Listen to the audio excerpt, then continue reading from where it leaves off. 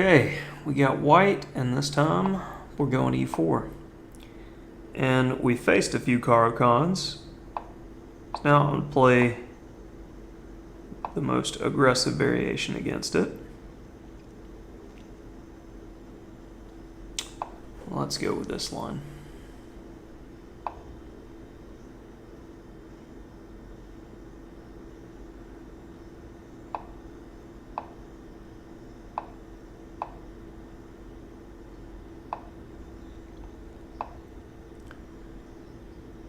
This just feels right, so we're going to go with it.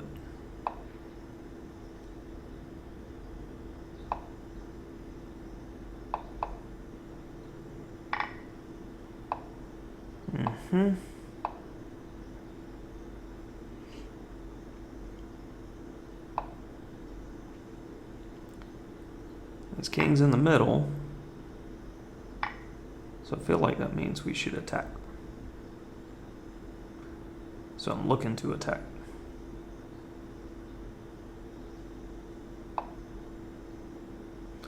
Ooh, knight takes e6, almost. Okay, let's finish development, and then we'll see if we can't force through here.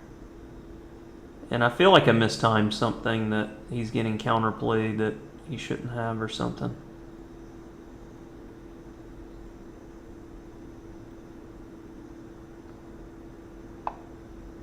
We'll go there.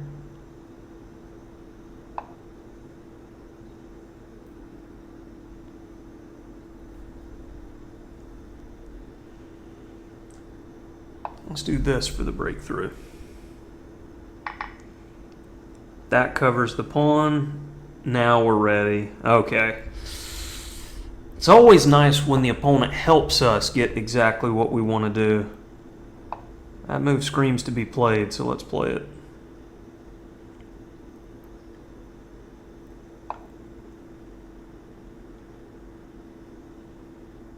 Uh-huh.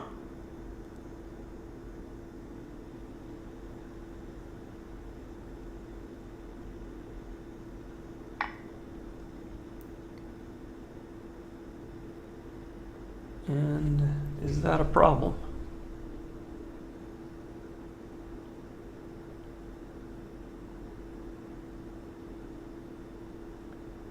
No.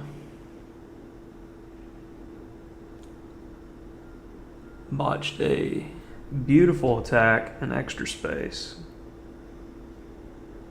Stupidity. Okay. Now we're going to make the most out of what we got here. Refocus, recenter.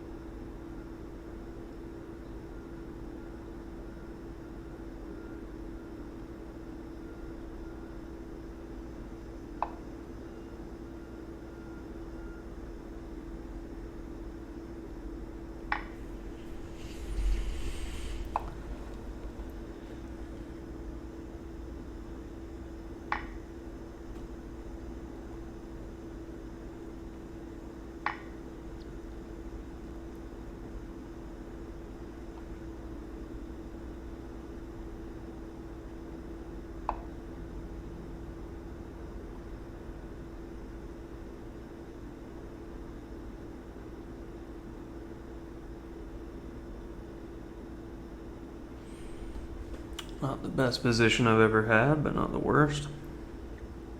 I didn't want to go queen f5 check, queen d7. But if he goes d4, queen f5 check, queen d7, queen takes c5. So that's what I was fishing for there. And here, the question is, can we liquidate?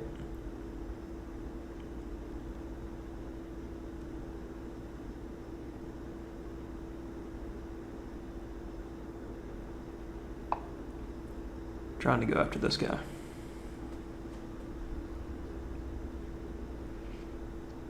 Time is not on my side.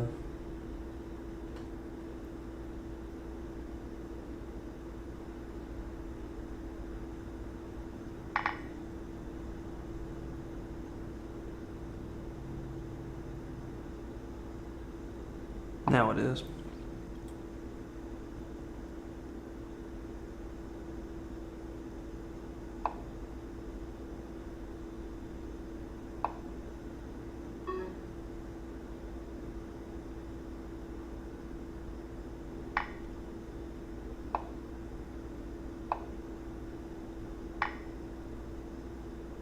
That's a problem. A big problem. Okay, so Phlogopotamus.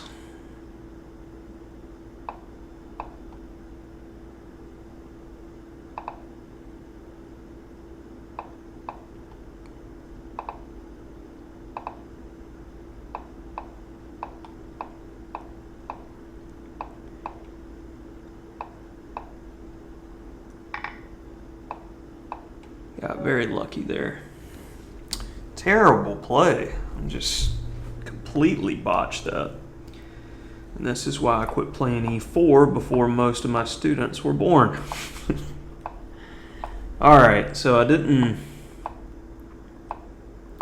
throw away everything in the opening. In fact, I got a pretty reasonable position. It was as soon as I got to the middle game and I had to attack, I started playing ridiculous chess. Alright, so all this is beautiful. F5, though, immediately. Okay, F5, knight takes E5. Queen E2, and I'm getting enough comp here.